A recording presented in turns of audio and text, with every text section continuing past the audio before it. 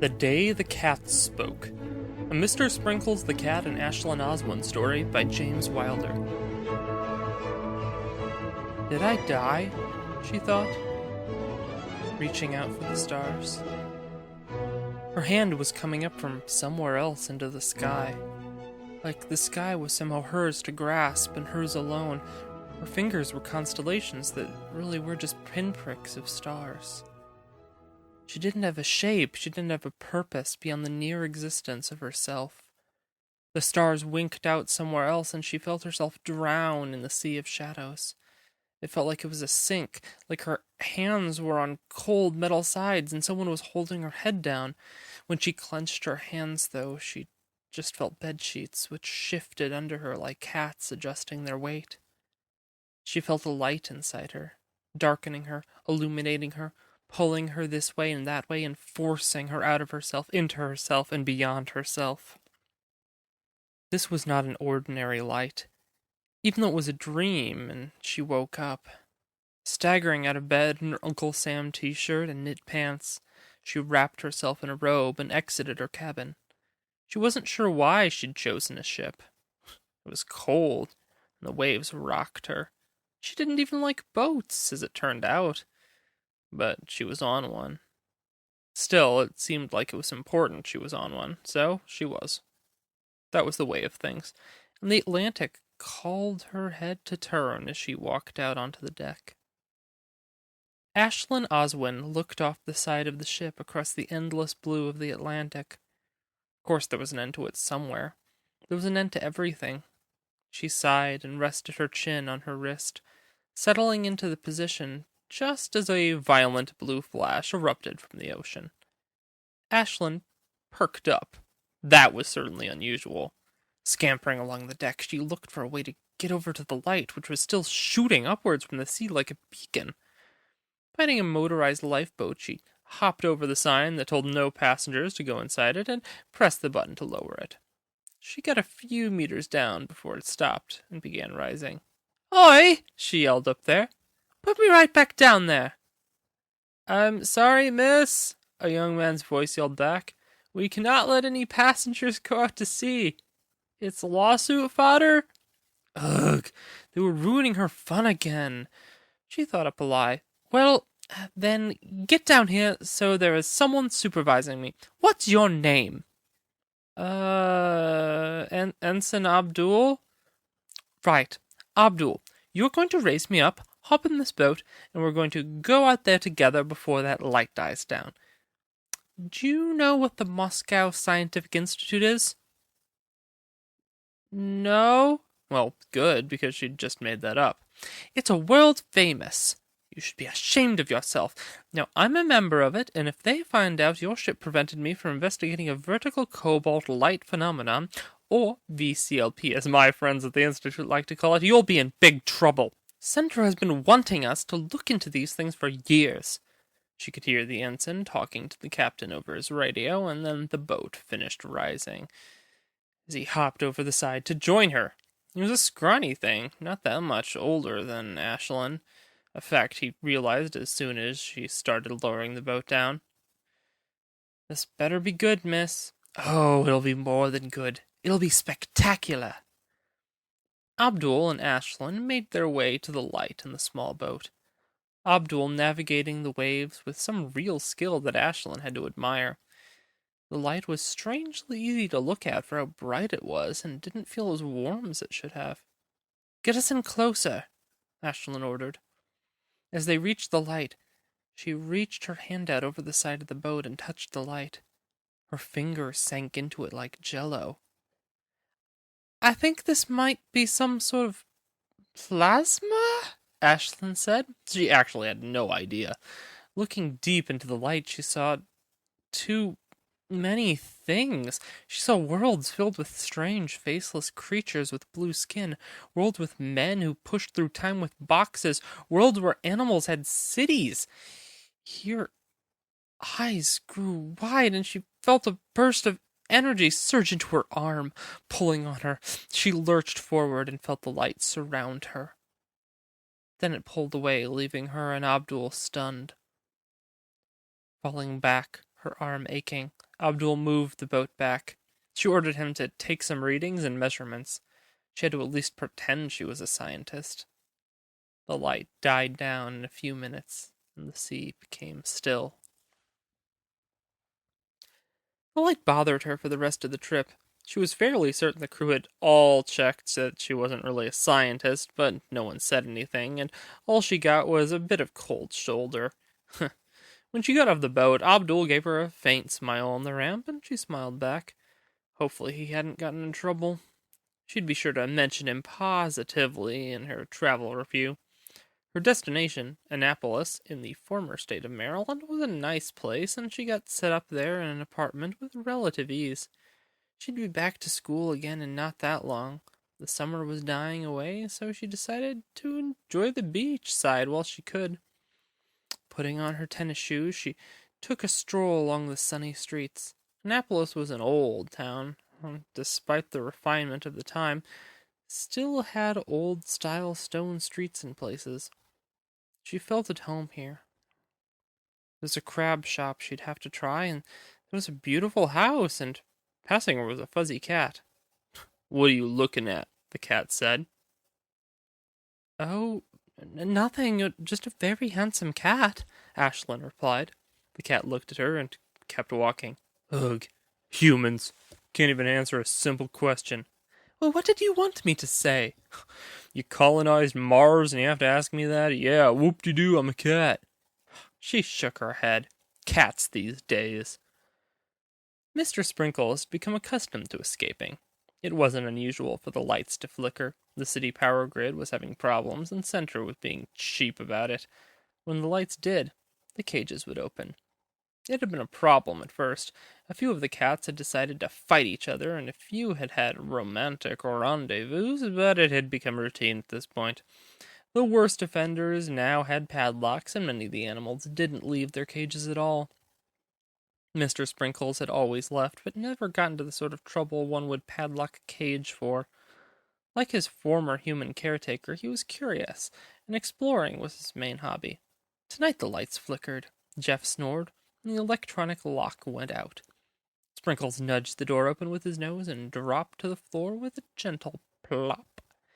Getting out of the building was getting harder these days. Occasionally the lady at the desk would grab him as he was leaving, or press the button to jam the automatic doors she had. But today he was lucky. She was in the back room making coffee. He didn't know this was where she was, but it suited him just the same. Slinking out the door, he sped out into the cool night. The city was strange territory. Mr. Sprinkles was from Moscow, sure, but Moscow was a very different city, and he rarely left the apartment, if ever. Annapolis had a different smell, a different feel to the air. He couldn't describe it, and even if he could speak English, he probably didn't have the depth of thought to put words to it. But it was true nonetheless. Pitter-pattering down the street, he found a dropped falafel, which proved to be pretty tasty, as well as a chicken sandwich, which proved to be pretty tasty too, though perhaps it had too much mayo. But this night was not going to be a normal night. Mr. Sprinkles looked up at the sky and saw the stars were nowhere to be seen. Perhaps it was overcast and would rain? The moon was clear as day, however, a bright moon, full and overbearing like a crest of death. He said absent-mindedly, and continued to step down the lane. That was when he heard it. It was a set of footsteps, that of a man. The feet had to be in boots from the deep sound of their drops to the ground.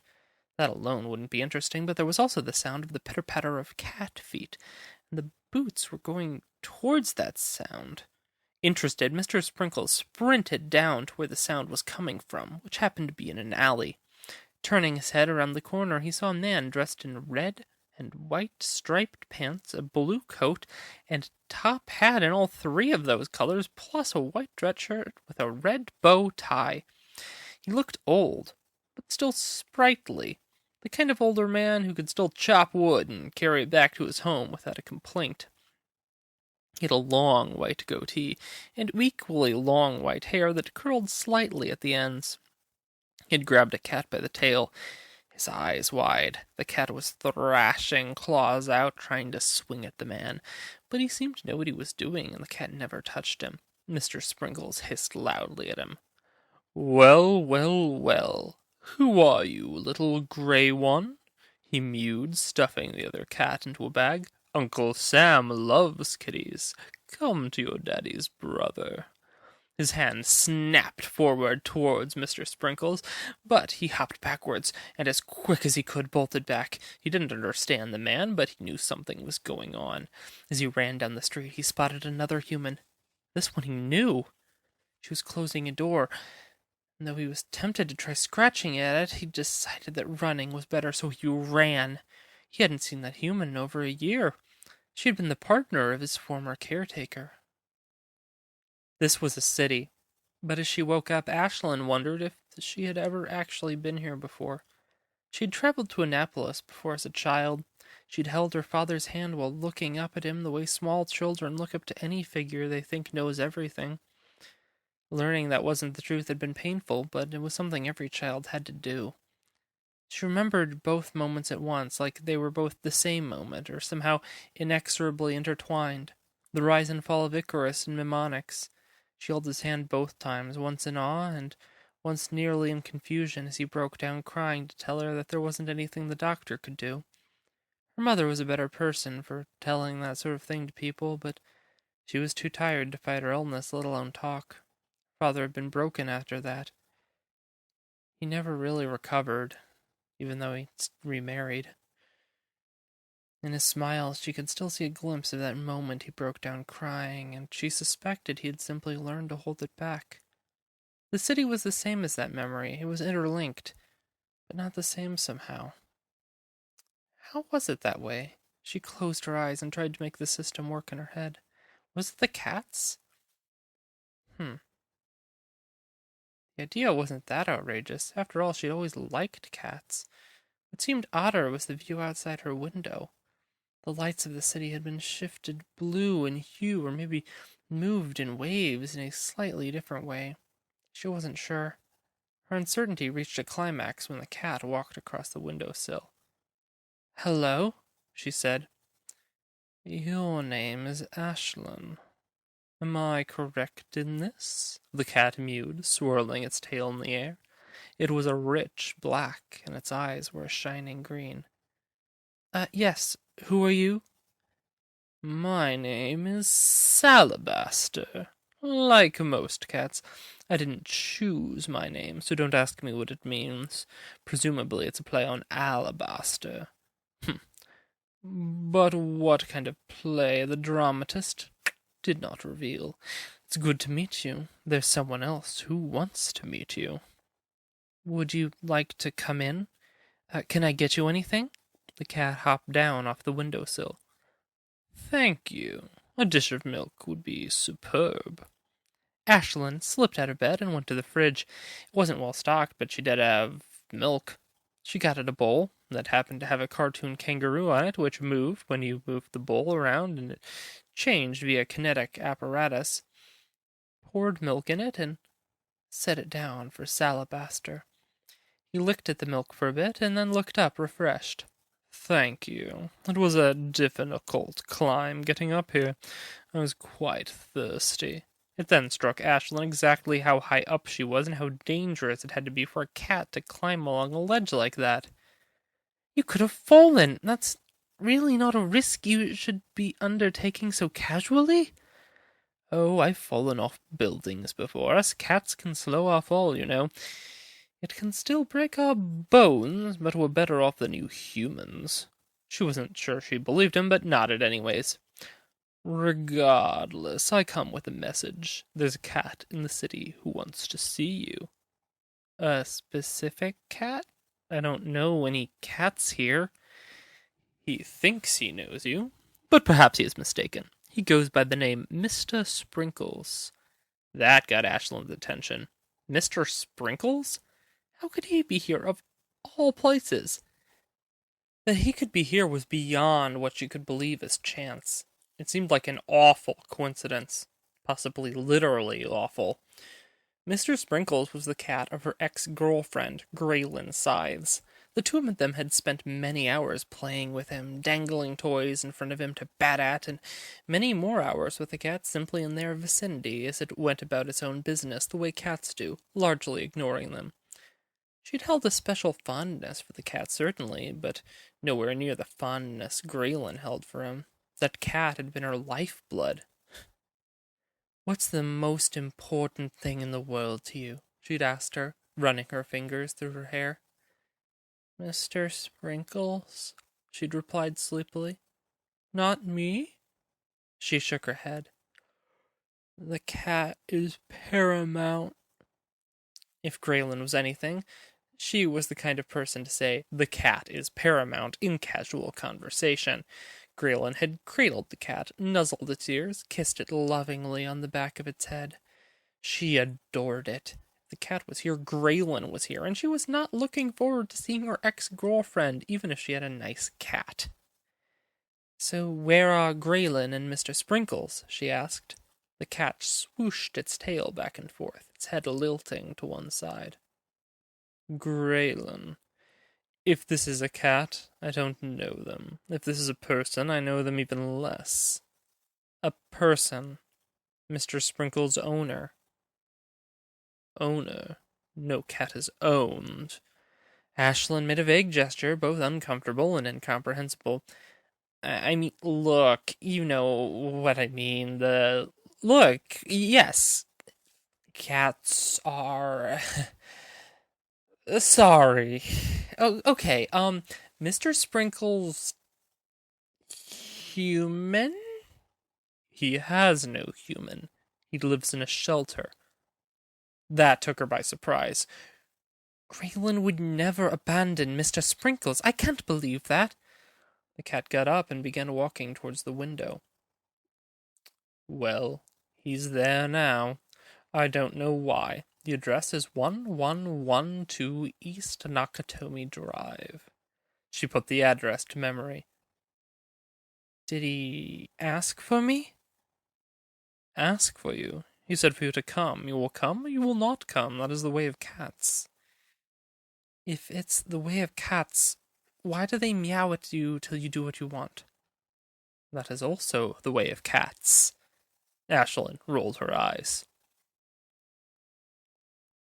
The shelter was fairly nice for a shelter.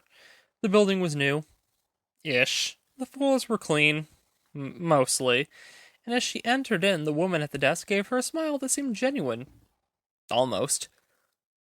"Hello, how can I help you today?" the friendly woman said, nearly convincingly. Hello," she looked at the name tag. "Caitlin, I'm here to talk to a cat." Caitlin looked off-put, which surprised her. Are you here for one of our animal playtimes? That's not until 4:30. No, I mean I'm here to ask a cat for some questions. You know, chat it up. Get the juice out of it." Caitlin looked more disturbed. I'm not literally going to juice a cat. I mean, is that a saying you use in Annapolis? I thought they used that in America. They do in movies, at least. Have you seen a movie? Of course you've seen a movie. Who am I kidding? Movies. They're a thing you like, right? Caitlin nodded vacantly. Miss, look, you want to look at the cats? Fine, whatever. I'm sure your company has some strict guidelines on cat discussion lingo parameters. Yes, I would like to look, she gave a gigantic wink, at the cats, specifically one named Mister Sprinkles. Caitlin looked surprised, or rather, more surprised, and this time she totally sold the emotion. "Mr. Sprinkles? He's a cat here, yes?" "Great. I'd like to go look at him. A friend, well, an ex-friend, well, an ex-girlfriend, left him up for adoption, and so here I am." "I can't imagine why she would have broken up with you," Caitlin deadpanned. "Oh, I broke up with her. Don't worry. I'm well aware I'm perfect. So let's not talk to cats." She gave another big wink. "Okay, but no offense. I'm gonna have to monitor you." Fine. Caitlin led her back into the back, where she promptly threw the nearest throwable object, a copy of some Murakami novel, at a sleeping man. He bolted awake. I'm up! Wasn't sleeping. Did I miss anything? Caitlin rolled her eyes and walked Ashlyn to a cage. Right. So this is Mr. Sprinkles. Ashlyn recognized him instantly. Hello, Ashlyn said, leaning down. Mr. Sprinkles looked confused. Hello? He meowed back and got up, walking towards the cage door. It's good to see you again. Sorry to see Graylin dropped you off here, mate. You holding up all right? No. This cage is cramped. Food is very dry. I prefer meat. The cat paused. Am I talking to you? Well, of course, you act like that's not normal. I don't believe I've ever talked to a human before. Ashlyn was bewildered. Never? But what about those conversations we had together with Graylin? We never talked. We can simply mew and meow and hope you heed our intent. Excuse me. The cat itched itself. Oh, good. That's nice. Of course, you just make nonsensical noises yourself. But you can understand them, right? The cat pawed at the door. Understand a human? No, that's never happened. This is new. Ashlyn was puzzled. This was all very new. Something very wrong is going on, Ashlyn said. This doesn't make sense. There is worse. Uncle Sam is kidnapping cats. What? Uncle Sam. Though I didn't know the name till now. I'm seeming to know a lot of things I didn't. The cat paced the tight cage. Perhaps one of us is dreaming. I've seen and done strange things in my dreams. Gone to a city under the sea. Become a doctor. You do a lot for a cat. Do I? Interesting. Mr. Sprinkles lay down. Maybe I should take you home. There are a lot of things I'd like to learn about you. I'm familiar with you. If you buy me the cat food that has meat, wet, that doesn't crunch, I will be good with this. Ashlyn looked over at Caitlin. I'll take this one home, please. Caitlin walked the weird girl into the room and showed her the cat. She leaned down, as if talking to a kind of short friend, and began to speak.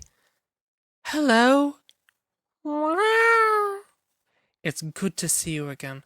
Sorry to see Graylin dropped you off here, mate. You holding up all right? Well, of course. You act like that's not normal? But what about all those conversations we had together with Graylin? But you understand them, right? Something very wrong is going on. What? You do a lot for a cat. Maybe I should take you home. There are a lot of things I'd like to learn about you. She looked back over at her. I'll take this one home, please. Sure. Just let me get the paperwork. She shook her head. What the hell? At least the cat was going into some kind of home. She carried Mr. Sprinkles home in the carrying case, stopping off at the store for some litter, a litter box, and some wet cat food. She carried it all home awkwardly, her arms feeling quite tired as she finally got into her apartment. She let him out. After she'd shut the door, and the cat spent a few minutes stretching itself out and climbing onto things it probably shouldn't have, Ashlyn had to run and move a few badly placed things before he knocked them over, but that was cats. Mr. Sprinkles got up to her and then reeled back, suddenly hissing. Whoa there, what's up? You smell wrong. I thought you were Ashlyn, but your smell is wrong. Maybe I changed my shampoo. I can't control how I smell. The cat did not look convinced. Perhaps.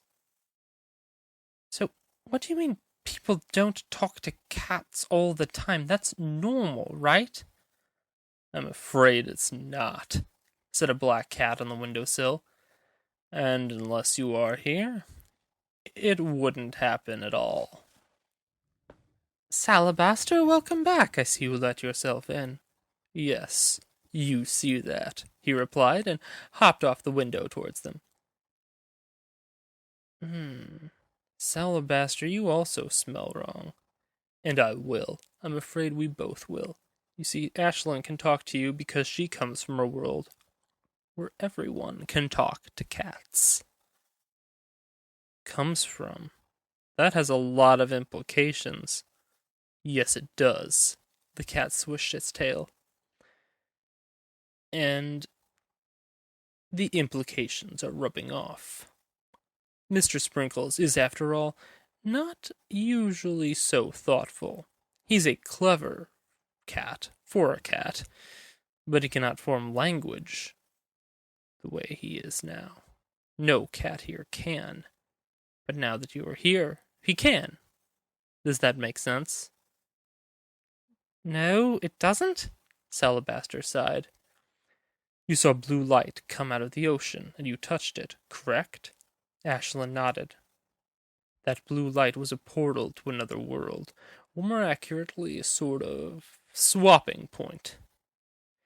You're saying there's a version of me from this reality that can't talk to cats, trapped in a universe where people all talk to cats like normal people do?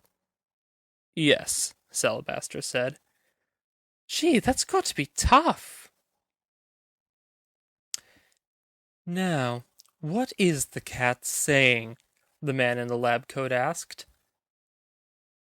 Meow? Ashlyn said, confused. Really, if this is a reality show, I'm not signing your waiver form. Miss Oswin, everyone on Earth can talk to cats, from time immemorial. You don't just wake up not being able to talk to cats. Yeah, kinda do. Every day. The scientist looked over at the cat on the table. Meow, said the cat. I'm worried too, he replied. I'm sure she'll be fine, Salabaster said. More important now is what Mr. Sprinkles saw. Tell her again what you told me. Mr. Sprinkles swished his tail nervously. All right, well, do you know who Uncle Sam is?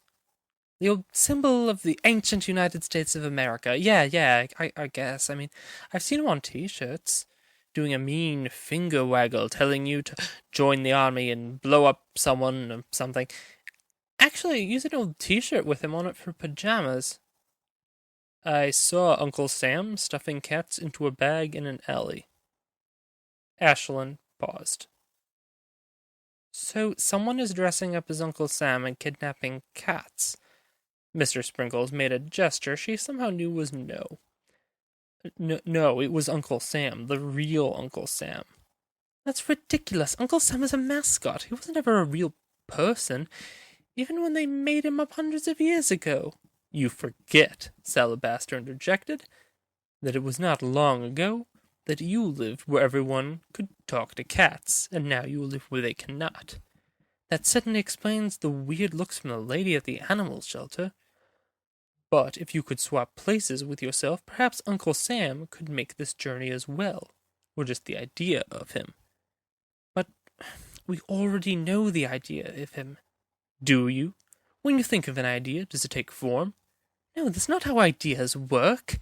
So indulge me. What if the idea that ideas could become real could travel into this universe? Ashlyn paused and remembered the night she touched the light. She had been wearing the shirt with Uncle Sam on it. Oh. So it makes sense? No, but I'm running with it. She thought. This all seemed familiar, oddly familiar. Then it hit her, and she scampered to her tablet, sending both cats scurrying out of her way. She pulled up a book on it and showed it to the cats. I can't read, you know, Mr. Sprinkles began before reading the title of the book. Oh, never mind. Kafka on the Shore! This is the plot of Kafka on the Shore by Haruki Murakami. Someone suddenly can talk to cats. Except you could always talk to cats. Shh!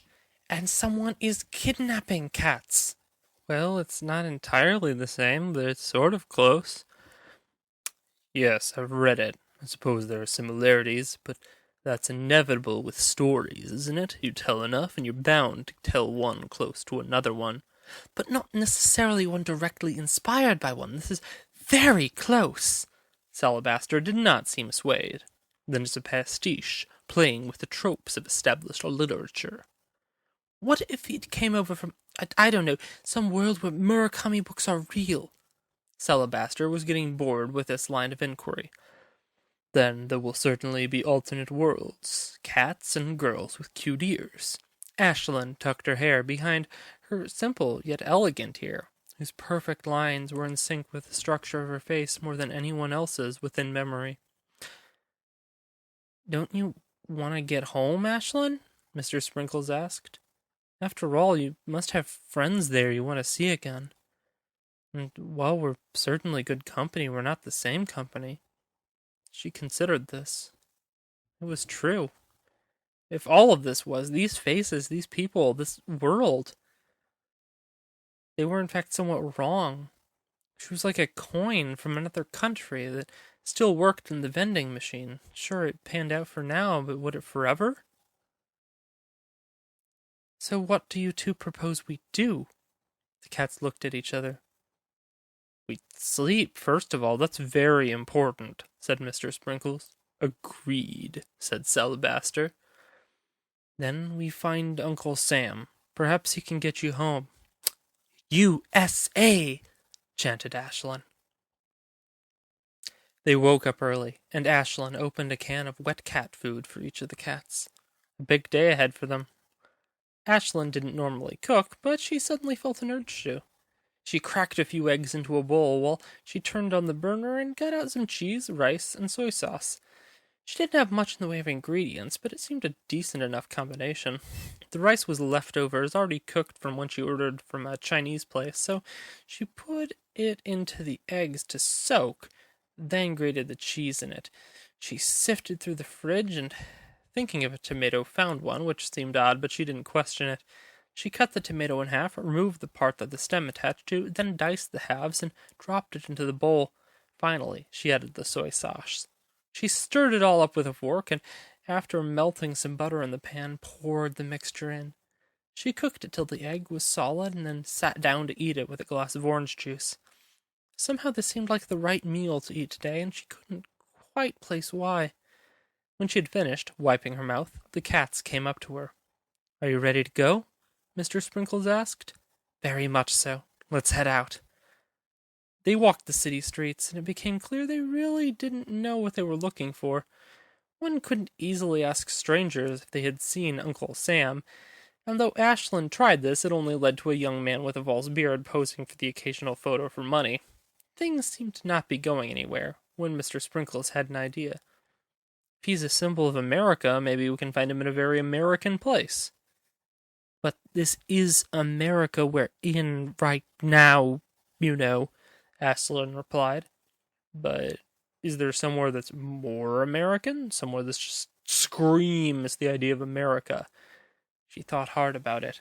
Wait, that statue thing! Colombia, the Statue of Colombia. They used to call it the Statue of Freedom, or the Colossus of Liberty, or something, but after Centro took over, they mandated we call it Colombia, since less people know who Colombia is, or something, but it was a big symbol of America back in the day. It's in New York, so we'd have to take a train to get there. Mr. Sprinkles purred over it. Isn't that over water? I'm not fond of water. We can get a boat! In fact, I know just the guy on shore leave.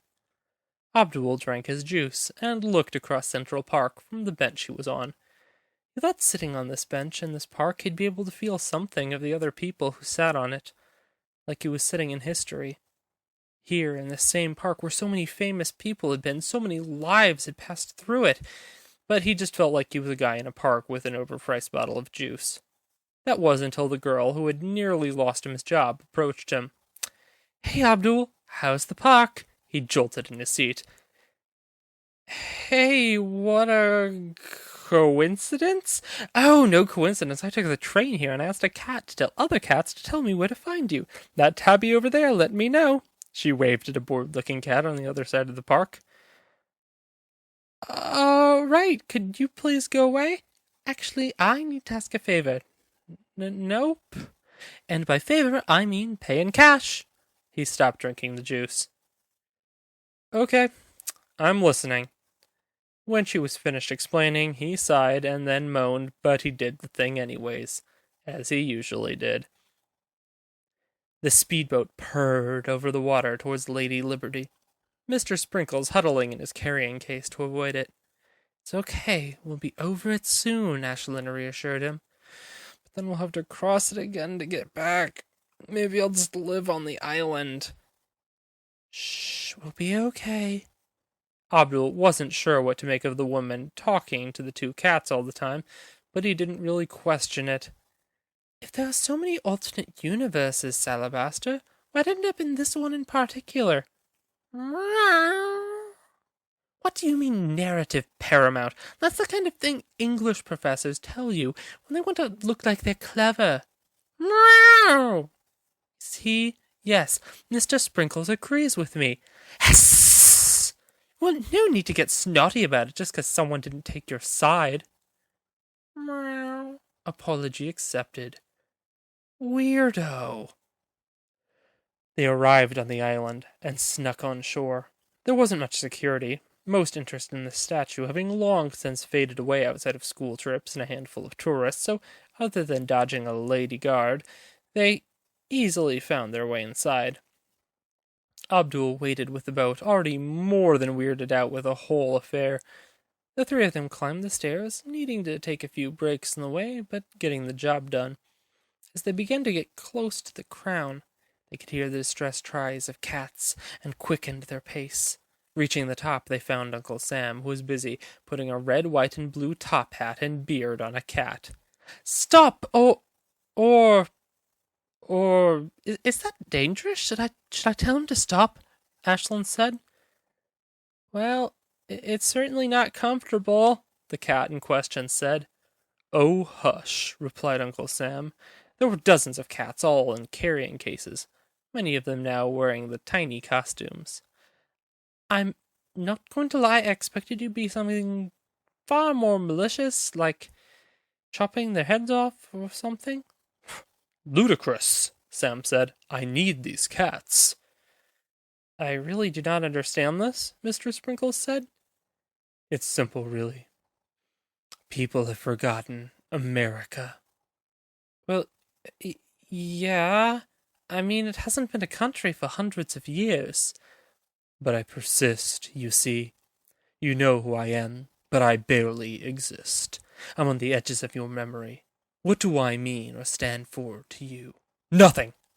My time has passed. I'm just an image, an icon of ideas that are no longer narratively paramount.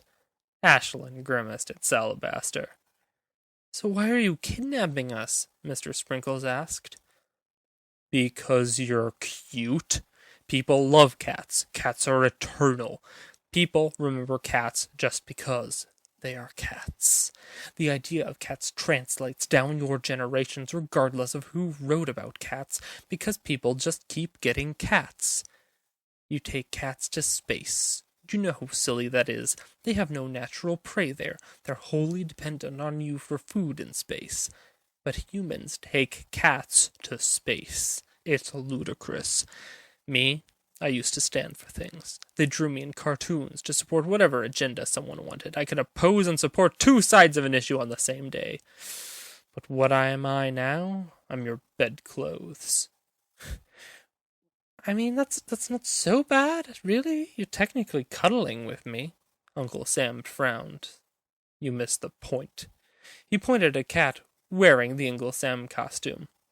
Is that not cute? Yeah, it's pretty cute. Let me take a picture of it. Salabaster pawed her pants. That's what he wants you to do.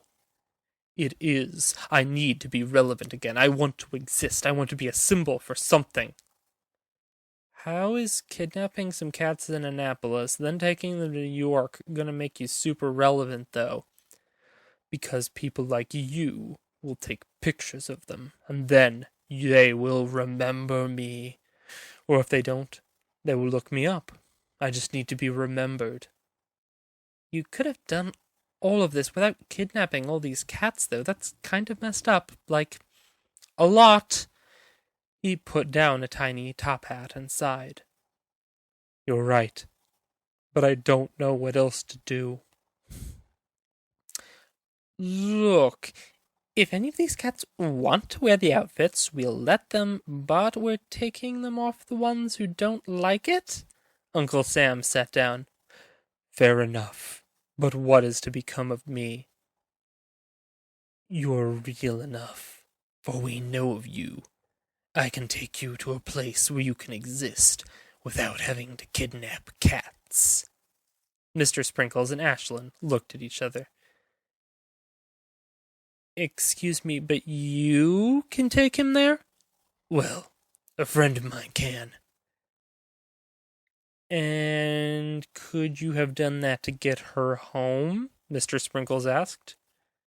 Yes, I may have utterly lied about that, but I needed you to help me find Uncle Sam before he tried to become a meme. We can't have that. No, I suppose not, Ashlyn said. And you can take me home, Salabaster nodded. But when she leaves, will I be able to talk any more? Mr. Sprinkles asked. No, replied Salabaster. I'm afraid when she leaves, she will take with her the part of that universe that lets her talk to cats. Ashlyn leaned down and smiled. Well, it was good to meet you a second time, Mr. Sprinkles. And good to meet you as well. And talk to you for the first time. She picked him up, felt him purr against her chest. As she did so, there was a flash, and a woman appeared in the window of Lady Liberty's crown. Are you ready to go, Salabaster? Kinnan Jan said, leaning her lanky frame against the windowsill. Yes, I have all of the out-of-place people. You just have to undo some paperwork at the pet shelter. Kinnan nodded. Uncle Sam looked up at her. She had an undercut. Nice hair. Thanks, Mr. America. Let me take you to your new home. Kinnan raised an eyebrow at all the cats with hats and shook her head. Snapping, she threw dust in the air and a white portal formed. After you. Ashlyn set Mr. Sprinkles down and walked towards the light. Oh, and someone can tell Abdul to leave without me? Kinnan rolled her eyes and waved her on. She stepped through the portal, and the light enveloped her. She decided something. Her other self would as well the next morning as she disappeared into the world she had always known before. Ashlyn woke up in her bed. She'd had the strangest dream. Everyone could talk to cats except her. They'd sat her in a room with cats and tried to make her talk to them for a whole day. It was weird. Stretching, she reached for her tablet to look over the day's news. Uncle Sam dressed cats at Lady Liberty Spark Meme. Mass cat adoption. Oh, that was weird. Scrolling further, she noticed the date had to be wrong. It was a whole day later. Had she been that tired? She must have been. Getting up, she nearly tripped over a litter box. She didn't have a cat. There were a few tins of cat food over by the sink and 2 dirty bowls on the floor. Frowning, she put the bowls in the sink to wash later. Had she gotten drunk and gone and bought cat supplies and then slept the whole thing off? The more she thought about it, the more it seemed like it had to be the only option. At least she wasn't hungover. Searching through the fridge, she found some weird egg rice cheese dish she'd made. Total drunk cooking, she decided, and had some for breakfast. It was good. Who knew? It tasted like it had soy sauce in it. Picking up her tablet again, she scrolled through her recent activity. She'd searched for the Statue of Liberty, Statue of Colombia, and Uncle Sam. History research? Whatever. Then she saw she'd opened a book. Opening it, she saw she had just started reading one of her favorites, Kafka on the Shore by Haruki Murakami. What if I could talk to cats? Wouldn't that be wonderful? She thought. She began to read, immersing herself in the world of the book. It was then that she made a decision. She'd bought the food at the litter? Maybe she should go to the shelter and just adopt a cat. The more she thought about it, the more it sunk into her soul. And by the time she reached the next chapter, there was no turning back from the idea becoming reality.